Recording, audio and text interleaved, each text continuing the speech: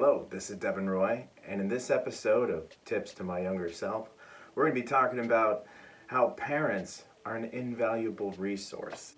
I'm going to start off by saying some regrets, and I believe that regrets are a good thing when looking at them in the right light.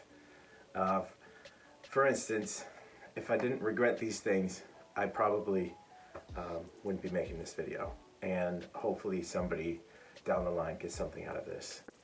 I regret that I never told my mom two very important details in my life. Recently I just discovered she didn't know that I failed 12 classes in college, which may seem like a lot of classes, and how can you even stay in college if you fail that many? It's pretty easy to slip under the radar at the school I went to. They automatically drop the classes that you're about to fail, and so you never end up failing any classes whatsoever. But my mom probably could have at least had the courtesy of knowing that. And the other thing I really regret is not telling my mom that I was bullied in elementary school. There was a kid at the bus stop. I said, what's a wide load?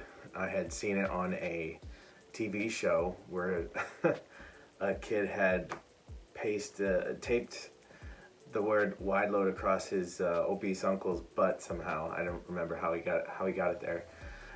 And it was on the Fresh Prince of Bel-Air, which is a popular 90s TV show. And I had no idea what it meant.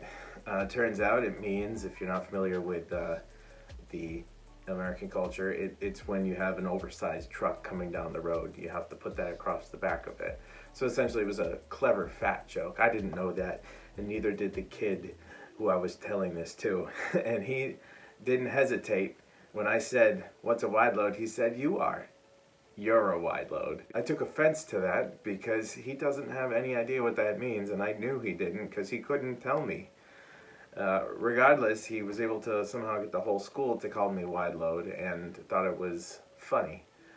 I eventually confronted him when he called me his friend, and I told him he was in no way my friend for how he treated me, getting the whole school to call me wide load. And you know what? He corrected his actions and he got everybody else to call me Devin once again. So my mom could have helped me out so much more with that. She could have talked to the parents, and that may have made the bullying worse at first, but probably would have got better. She could have talked to the teachers. They could have put a stop to it. She could have even told me how to approach the guy and say, listen, I need to have a heart-to-heart, because at that time I didn't really know what a heart-to-heart was, and my mom probably could have told me that. So I definitely regret all that. One thing you should never do is worry about bothering your parents about advice. Generosity is something that makes us happy. When we're able to give somebody our time or money, there's something in our being that goes, I made a difference, and that makes me happy.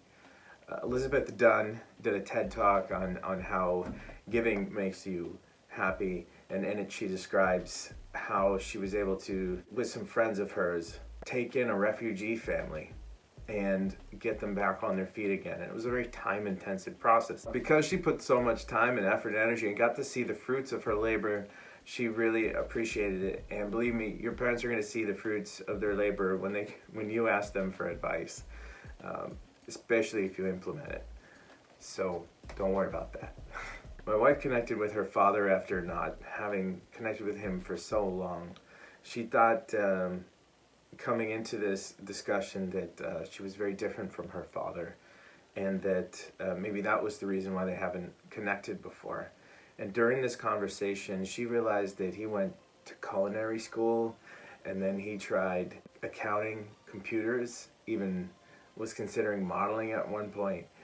And he's very artistic too. That's something she knew, but I just want to stress that. He ended up as a carpenter. And my wife also wanted to go to culinary school, also was thinking about modeling, and she didn't realize how much the two of them actually had in common. The two of them are interested in the same things, and they're triers. She went into this conversation thinking she was different than her father. She came out knowing she wasn't so different after all. And so sometimes parents are a resource that helps you understand you. Now, maybe you don't have traditional parental figures, or maybe you don't have birth parents that you're in contact with. And for that, you can still learn a lot in analogous ways, hearing stories and then getting takeaways from them. This can even happen in mentorial relationships. And a parental figure is anyone who invests in you. Anybody who invests their time to see you succeed. That's a parental figure. Apart from worrying or bothering your parents, there's some other pretty stupid reasons not to ask for advice. One is embarrassment. One is rebuke. These seem like really terrible things in the moment. You're like, I don't want to be embarrassed. I got this problem. I don't want to get reprimanded because I have this problem. I don't want to be told I'm stupid. Listen, get it out of the way. If it's going to happen, it's going to happen. But you need to find a result. Don't be afraid that your mom or dad might spill the beans to another adult. That's problematic, but it can be handled. Anything can be handled. If something leaks out, it's not going to ruin your life. And it gives you an opportunity to learn how to speak to your parents in confidence so that they don't tell the world and you become a piece of gossip to their mom or an object lesson to their clients. You also shouldn't be afraid that you're going to cause a split between your parents. You know, a fight might happen, but that's none of your concern. That's between those two. Just because you went to your dad first and they gave conflicting advice based on what your mom would have said doesn't mean that you shouldn't go to both parents. You should always go to both parents.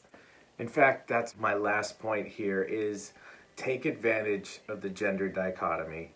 Moms and dads have different types of advice.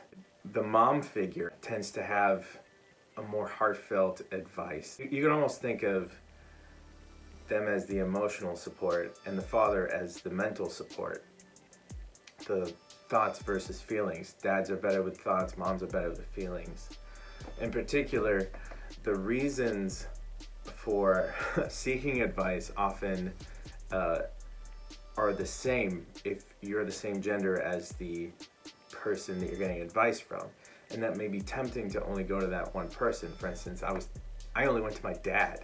That's because we have similar ways of approaching things.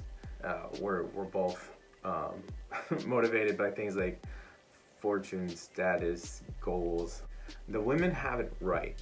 They seek advice to get comfort, freedom, security, joy, happiness.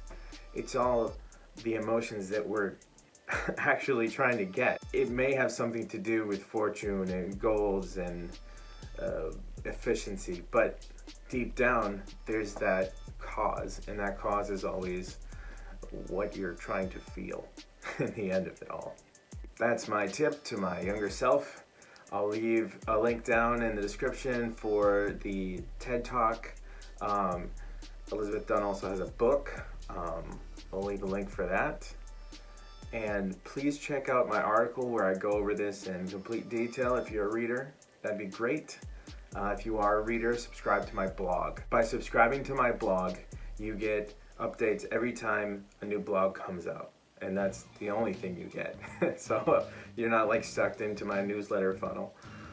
It's just you get blog updates. If you have any further advice on why you should seek advice from your parents, please leave it down in the comments below. I'm sure somebody could get a lot out of what you write down there. And please check out the comments for more advice. See you later.